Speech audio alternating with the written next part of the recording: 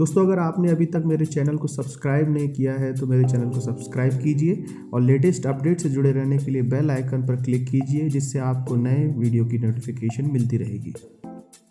दोस्तों, आज हम बात करेंगे व्हाट्सएप से संबंधित जो डेटा प्रॉब्लम है और उसका इम्पैक्ट भारत और नेपाल में किस प्रकार पड़ेगा, इसके संबंध में बात करने की कोशिश करेंगे दोस्तों।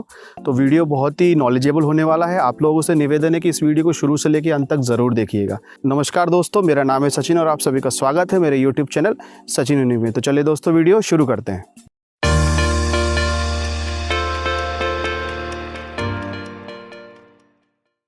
तो दोस्तों, हम बात कर रहे हैं कि जो फ़िलहाल जो व्हाट्सएप ने जो अपनी डेटा प्राइवेसी पॉलिसी और डेटा प्रोसेसिंग के कुछ ऐसे नियमों को उजागर किया है और अपने यूज़र्स से कुछ परमिशंस मांगी हैं।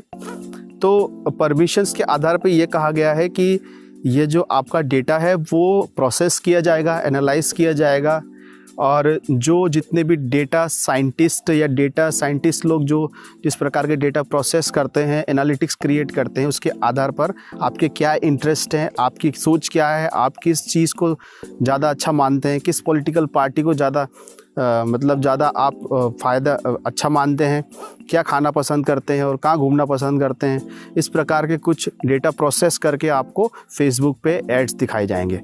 तो ये जो आपका डेटा है, इस डेटा को कंपनी किसी और से शेयर करे ना करे, इसकी क्या गारंटी है, कुछ नहीं कह सकते। तो कहने का अर्थ ये है कि जो डेटा है आज की दुनिया में सबसे इम्पॉर्टेंट है और ये अगर डेटा यहाँ से वहाँ हुआ, आपका जो निजी डेटा अगर कोई प्रोटेक्टेड नहीं है और मान लीजिए कोई जैसे आप भारत और नेपाल में इसका उपयोग कर रहे हैं व्हाट्सएप का, और आपका जो डेटा है, चाहे वो वीडियो क्लिप्स हो, चाहे फ़ोटोज़ हो, चाहे MP3 सॉन्ग्स हों, का आपका डॉक्यूमेंट हो सकता है, कोई ऐसे डॉक्यूमेंट जो आप किसी से शेयर नहीं करना चाहते पर आप उसको दूसरी तरफ भेजना चाहते हैं। तो ऐसे डॉक्यूमेंट्स का सर्वर ज़रूरी नहीं है कि भारत में या नेपाल में होगा।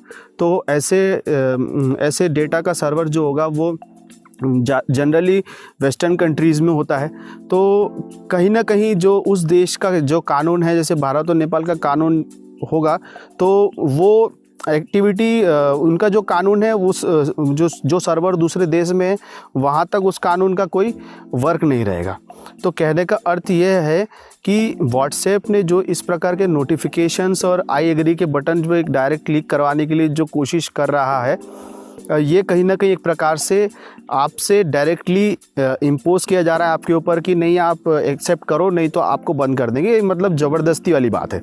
तो अभी देखा जाए तो भारत के एस्पेक्ट में दोस्तों बताना चाहूँगा कि भारत में डेटा प्रोटेक्शन बिल पारित होने वाला है।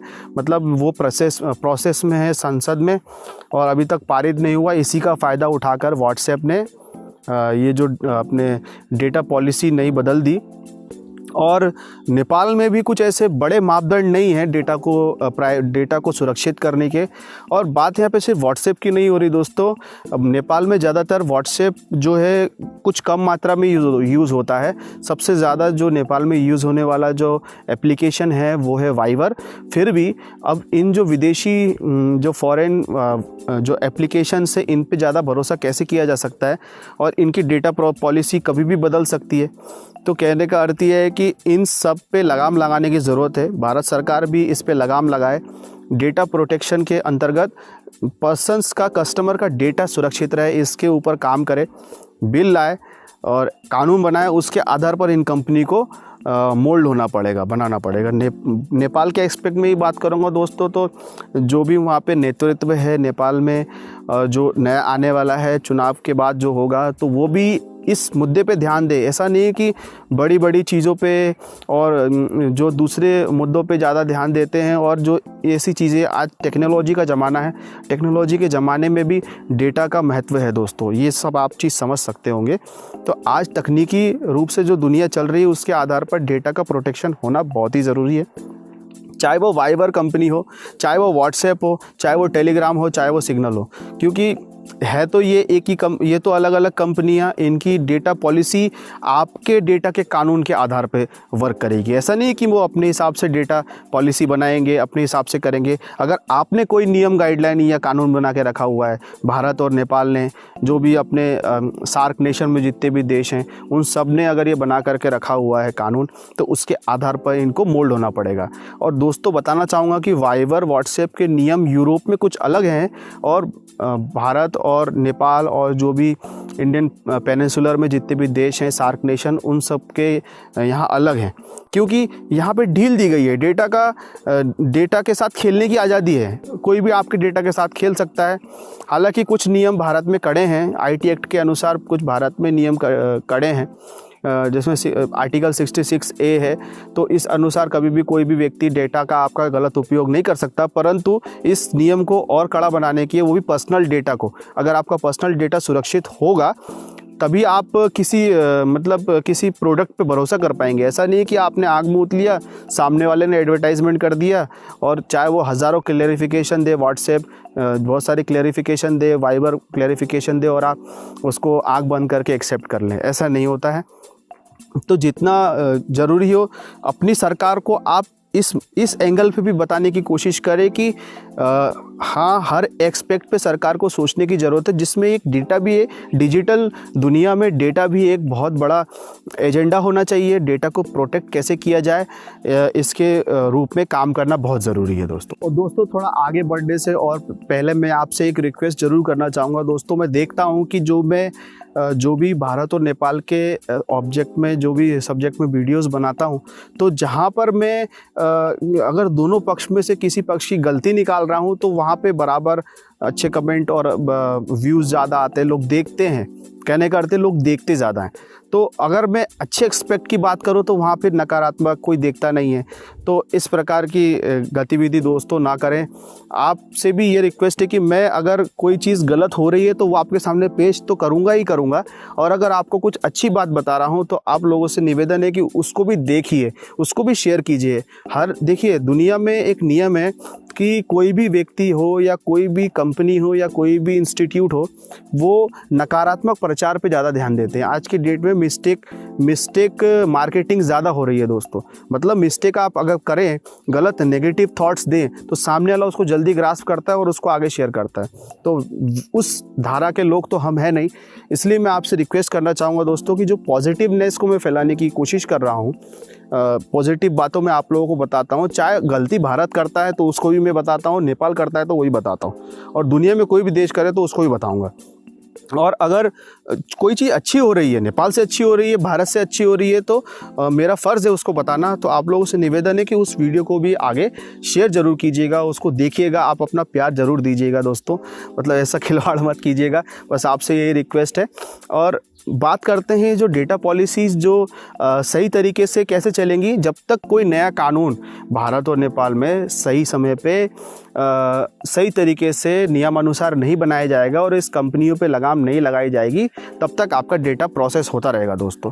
अब प्रॉब्लम ये आती है कि जब एक कंपनी दूसरे कोई सर्च इंजन पे या कोई दूसरे प्लेटफॉर्म पे आपका डेटा शेयर करती है, तो उस डेटा को प्रोसेस करने वाली जो मशीनरीज होती हैं वो किसी थर्ड पार्टी वेबसाइट या थर्ड पार्टी एप्लीकेशंस को आपका डेटा शेयर कर देती हैं। अब वो शेयर करने के लिए कोई कंपनीज या तो पैसा ले सकती है, कॉस्ट मतलब वो कंपनी उसको पैसा देगी कि हम आपका डेटा ले रहे हैं, आप हमें पैसा दो, इस टाइप का मतलब बार्टर सिस्टम के अनुसार पैसा का लेन देन होता है। तो इस प्रकार के जो डेटा हैं आपके वो शेयर हो जाते हैं, और ये बहुत ही ख़तरनाक चीज़ है दोस्तों। मतलब ये कहाँ गलती से किसी हैकर तक आपका डेटा जाएगा आपको पता नहीं चलेगा, और आपके सोशल इंजीनियरिंग के माध्यम से मतलब आपका जो डेटा है उसके आधार पर वो एक प्रोफाइल क्रिएट कर लेंगे, और आपकी जो जीवन है, आपके जीवन में कितने लोग हैं, आपके माता पिता कौन है, आपके भाई बहन कौन है, आपका नाम क्या है, आप कौन से गाँव से हैं, आप कौन से शहर में रहते हैं, इस प्रकार की सारी डेटा इकट्ठी की जाती है, और इस आधार पर सोशल इंजीनियरिंग के आधार पे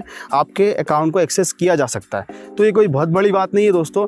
तो कहने का अर्थ ये है कि आपका डेटा सिक्योर होने की, डेटा जब तक सिक्योर नहीं होगा भारत और नेपाल में, तब तक, क्योंकि इनके सबसे ज़्यादा बहुत सारे यूज़र भारत और नेपाल में ही हैं।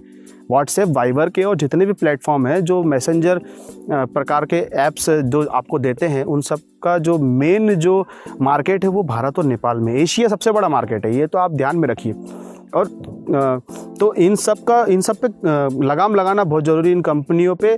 और ऐसा नहीं है कि कुछ मैंने देखा कुछ जो हमारे जो नेपाली भाई लोग ऐसा बोलते हैं कि हमारे यहाँ वाइबर चलता है, हमें व्हाट्सएप नहीं चलाते, तो कुछ लोग व्हाट्सएप चलाते हैं तो हमें तो कोई नुकसान नहीं होगा। ऐसा नहीं होता दोस्तों, क्योंकि जो कंपनी है वाइबर भी विदेशी कंपनी है ना, तो वो भी कोई प्रॉफिट के लिए काम कर रही है। अगर आपके ऐप में ऐड चल रहा है दैट मीन्स कि वो पैसा कमा रहे हैं।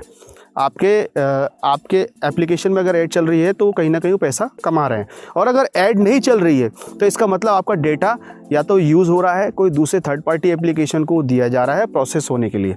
और प्रोसेस करेंगे तो आपको आपकी सोच अनुसार आपकी जो थॉट्स हैं, आपके जो अच्छे लगते हैं जो चीज़ें, उन सब के आधार पे आपको एड्स दिखाई जाते हैं। चाहे फेसबुक में दिखाए, चाहे गूगल पे दिखाए, हर प्रकार के प्लेटफॉर्म पे आपको ये दिखाई जाता है। तो ये बहुत बड़े लेवल पे हो रहा है दोस्तों। तो जो भी टेक्नोलॉजी से रिलेटेड लोग हैं हमारे चैनल में, जो हमारे जो सब्सक्राइबर हैं, जो भी टेक्नोलॉजी को समझते होंगे, उनको ये सब समझना बहुत ही आसान है। वो समझ सकते हैं कि डेटा बहुत ही ज़्यादा ज़रूरी है और डेटा का प्रोटेक्शन भी होना बहुत ज़रूरी है। जब तक डेटा का प्रोटेक्शन नहीं होगा, आपकी जो लाइफ है वो डिजिटली सिक्योर नहीं होगी। तो आज ये वीडियो बनाने का मकसद यही था दोस्तों कि मैं एक अवेयरनेस आप लोगों तक फैलाऊँ। और अगर व्हाट्सएप ज़बरदस्ती आपको एग्री करने का ऐसा मैसेज दे तो आप एग्री मत कीजिए जब तक आपके देश में कोई कानून नहीं बनता। और कोशिश ये कीजिए कि आप अपने लोकल बॉडीज़, अपनी अथॉरिटी, अपनी गवर्नमेंट को आप डायरेक्टली संगठन के माध्यम से या पार्टीज़ के माध्यम से या खुद पर्सनल लेवल पे जा कर के आप बताएं कि इस पे आप कानून ज़रूर बनाइए और हमारे डेटा को प्रोटेक्ट कीजिए। तो ये आप लोगों का दायित्व है दोस्तों।